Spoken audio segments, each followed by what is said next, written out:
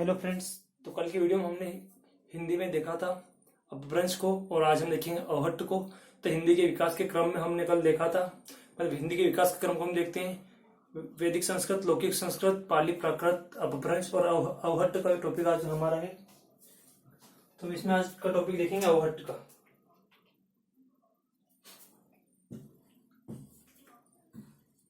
अवहट्ट अपभ्रंश के बाद जस्ट ये टॉपिक आता है अवहट्ट का, जो कि अपभ्रंश और आधुनिक हिंदी भाषा के बीच का एक समय रहता है, उसमें ये अवहट्ट विकसित होती है। तो हम देख सकते हैं अपभ्रंश अवहट्ट अपभ्रंश का ही एक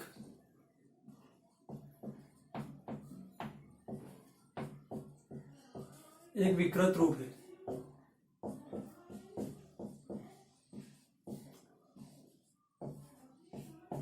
अपभ्रंश अवहट्ट का ही एक विकृत रूप है। हम चाहें तो इसे अपभ्रंश का अपभ्रंश कह सकते हैं, अपभ्रंश का फिर वापस से अपभ्रंश हो जाना हम इसे कह सकते हैं। अपभ्रंश का अपभ्रंश भी इसे हम कह सकते हैं। अपभ्रंश का भी अपभ्रंश।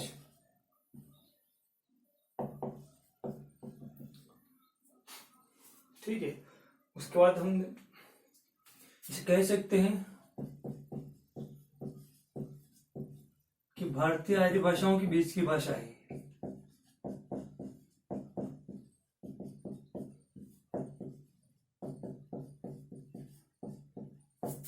भारतीय आर्य भाषाओं के बीच की भाषा इस प्रकार से हम देख सकते हैं कि अपभ्रंश और हमारी आधुनिक हिंदी की जो भाषाएं शुरुआती दौर में विकसित होती हैं, उन दोनों के बीच की हम अवहट्ट को देखते हैं। तो आधुनिक आर्य भाषाओं के बीच की भाषा कह सकते हैं, जैसे हम संक्रमणकालीन। अपभ्रंश का अपभ्रंश क्या है? संक्रमणकालीन ही है, संक्रमण ही है, या संक्रांतिकालीन। संक्रमणकालीन या संक्रांतिकालीन भाषा। यदि कालक्रम की बात करें, एक निश्चित कालक्रम की, तो इसका समय रहता है 900 से 1100 ईस्वी तक। 900 से 1100 ईस्वी तक का इसका समय रहा है। वैसे साहित्य में बात करें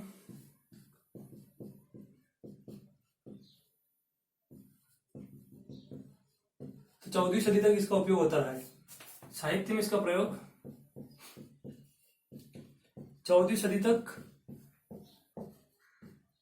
होता रहा है।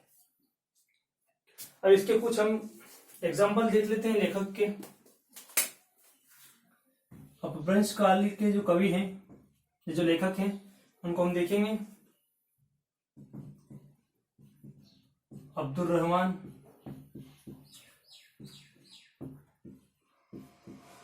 दामोदर पंडित,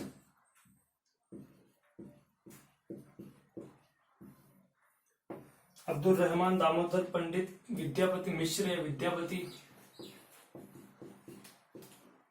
आदि इस काल के रहे हैं।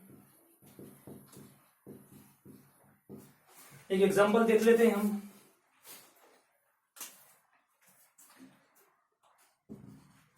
जो कि कवि विद्यापति ने लिखा है, यह विद्यापति का दिया गया एग्जाम्पल है। इसमें कहता है, देसिल बहना सब जन मीठा,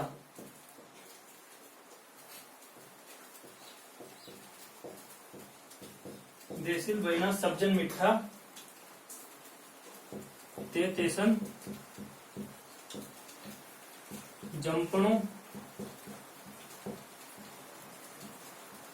अवहट्टा। अवहट्ट की भाषा है, अवहट्ट है ना। अर्थात इसका हिंदी अर्थ बता देता हूं मैं। देश की भाषा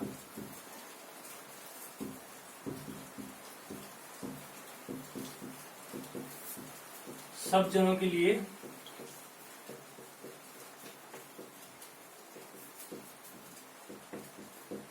मीठी है।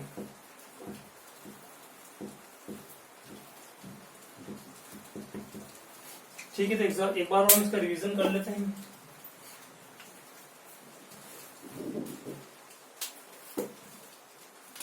सबसे पहले हम बात करेंगे अपभ्रंश के बाद अवहट्ट की।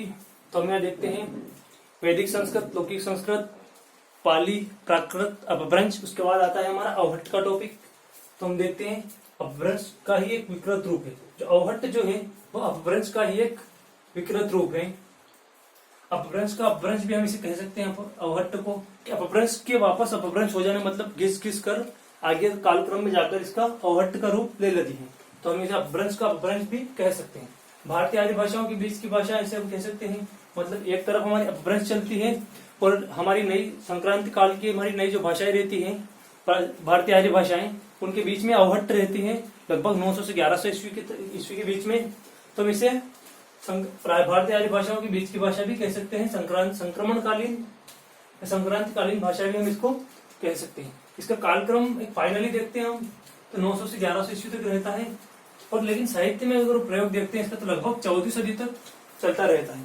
फिर कई भी भाषा एकदम तो उत्पत्ति हो नहीं जाती और एकदम भी वह नष्ट नहीं होती, धीरे धीरे ही वह विलुप्त होती है। तो इस प्रकार से 900 से 1100 तक की चरम सीमा पर रहती है। मतलब एक मुख्य रूप से इसका प्रयोग होता है साहित्य में, लेकिन 14वीं सदी तक थोड़े थोड़े रूप में चलती रहती है। उसके बाद देखते हैं इसके कवि को अब्दुल रहमान, दामोदर पंडित, विद्यापति और आदि। और एक विद्यापति का एग्जाम्पल भी, विद्यापति का दोहा है जो लिखा हुआ है, एग्जाम्पल बता देता हूँ आपको। इसमें कहते हैं देसिल बैना सब जन मीठा ते देसन चंपणो अवहट्टा। अवहट्टा है, यहाँ अवहट्ट लिखा है मैंने। अर्थात देश की भाषा सब जनों के लिए मीठी है। अवहट्ट का इतना ही परिचय था, जहाँ हो गया है। अब आगे का टॉपिक हम हिंदी शब्द की उत्पत्ति का अगले वीडियो में देखेंगे।